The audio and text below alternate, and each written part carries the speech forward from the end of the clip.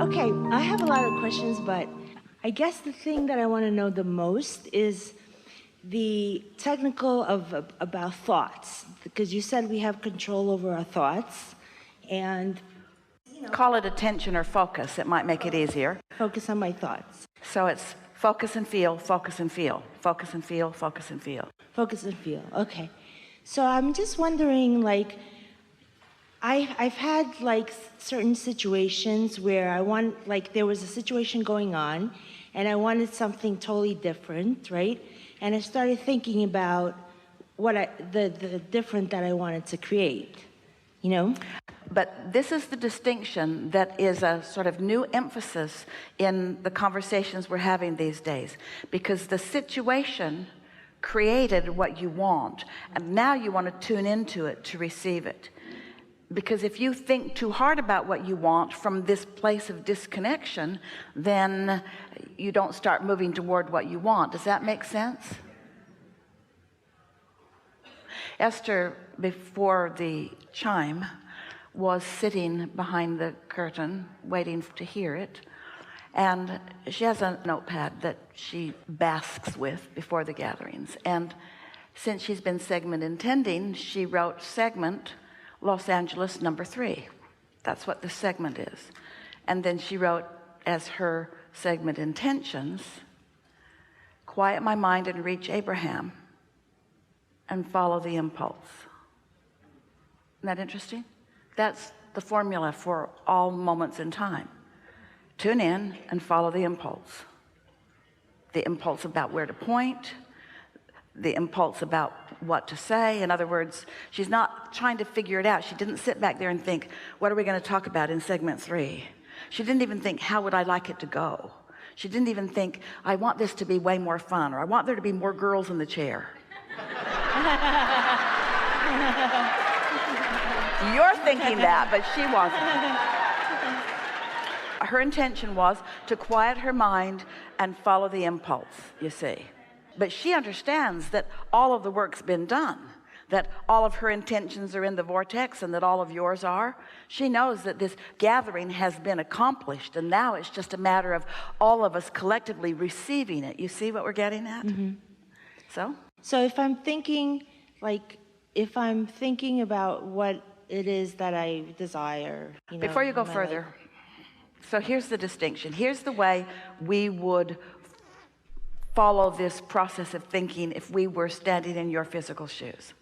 So step 1 just happens and you launch rockets, and when you get into the receiving mode, you receive impulses, and so the impulse is coming, the impulse is coming, the impulse is coming. Now this is the distinction that you're reaching for, and it's the distinction that we really want you all to understand, because you are deliberate creators.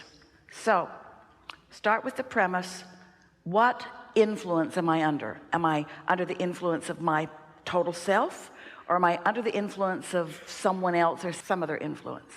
Start there. What influence am I under?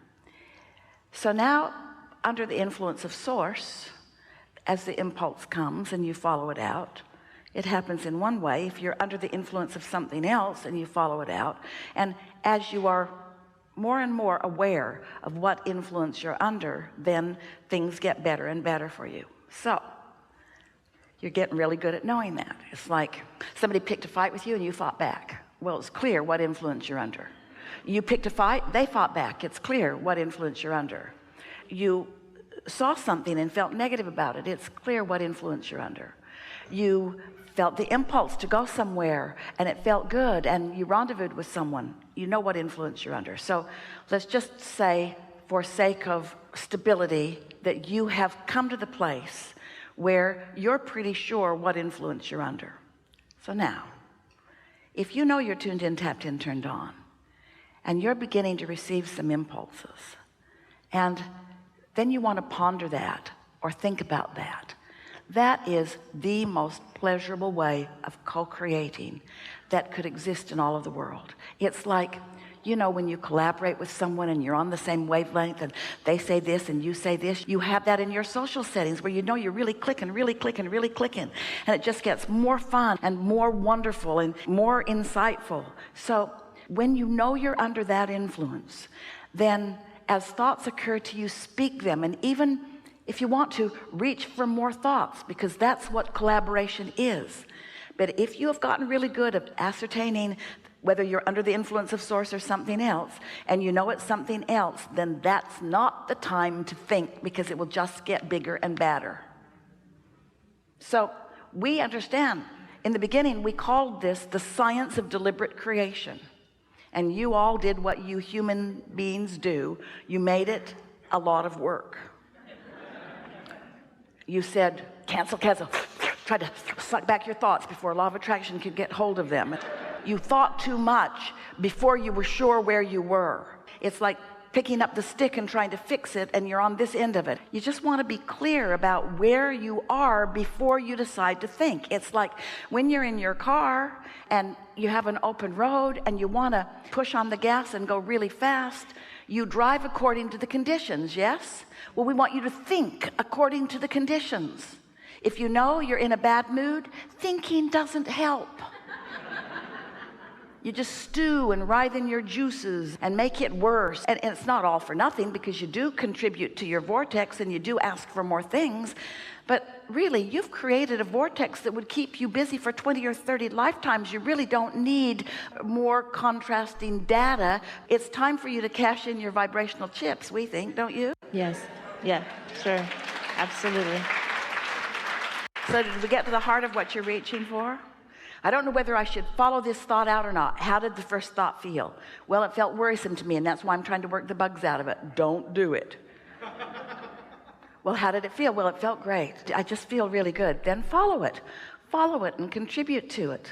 Just for fun, because it's always easier to watch things that are happening outside of you than to be aware of what's happening internally. But just for a little while, watch your dinner conversations or your friendship conversations just for a little while, and watch the way so many scenarios go. Someone will say something like, my flight was delayed, and then someone else will talk about that, and before you know it, you're talking about lost baggage and airplanes crashing. It can get really intense. And so the point that we're making is that most humans, and this is the power of your important thought, most humans follow the scenario given the subject matter. Luggage makes me think of airplanes, and airplanes makes me think of flight attendant, and flight attendant makes me remember that horrible one. And then before you know it, you've got a table full of people that are talking about relevant things, but nobody's asked the question, am I in vibrational alignment with my inner being while I'm having this conversation? But if you've decided that you're reaching for something that's uplifting, or something that's fun, or something that's life-giving, or something that's promoting, or something that is helpful, if your reason for focusing is understood by you and you're looking for the vibrational accuracy of it, not the subject matter. And that's why this pile of sticks evolved today. As we said, on one end of the stick is money. Now, open a conversation about money with a bunch of people around the table and see where it goes. It's going to be an exercise in not helping anybody, usually. But on the other end of that stick is freedom and joy, and freedom leads to travel, and travel leads to expansion, and expansion leads to creativity and thrilling. Which end of the stick is going to open the most people at the table to what will really serve them? And now bring it back to you. What end of the stick is going to open me up to what will really serve me? Am I really just trying to analyze details? You can't get to the bottom of anything. There's no bottom. Whether it's an unwanted thing or a wanted thing, there's no ending to it. It will continue to evolve. And your only thing that you want to be aware of is this thing that I'm perpetuating by my thought, focus, attention to it. Is it something that is pleasurable while I focus or not? That's all you need to think about. Thank you. And does it have to be realistic? Because I just give you an example. I just want to know if I'm doing... Wait. Because what you mean by realistic is something that has already happened. And you're creating all kinds of things that have never happened before. People will say, you need to be more realistic. And we say, you didn't come to face realism. You came to create reality. There are a lot of things that are real that you don't want to keep active in your vibration. And we don't want you to get the wrong idea here. We're not asking you to focus on pipe dreams, pipe dream meaning irrational, illogical dreams, these dreams are real. You created them. Your vortex is real. This is realism. That's why we wrote a book and gave it the name The Vortex. It's real. This is the realism that feels good when you focus upon it, you see. And so it doesn't matter if you're focusing in your vortex or if you're focusing in your past or if you're focusing in your present. It doesn't matter. The only thing that matters is, are you in alignment with the way your inner being sees it? And if you remember something tragic from your past, your inner being isn't seeing it as tragic. Your inner being knows the value of it and is standing amidst all the stuff that is in the vortex that came out of that. So your inner being is not focused upon the hard toil and trouble that you went through as you created it. Your inner being is focused upon the seed that you planted and what's coming as a result of that. Okay, thank you. Yeah, really good.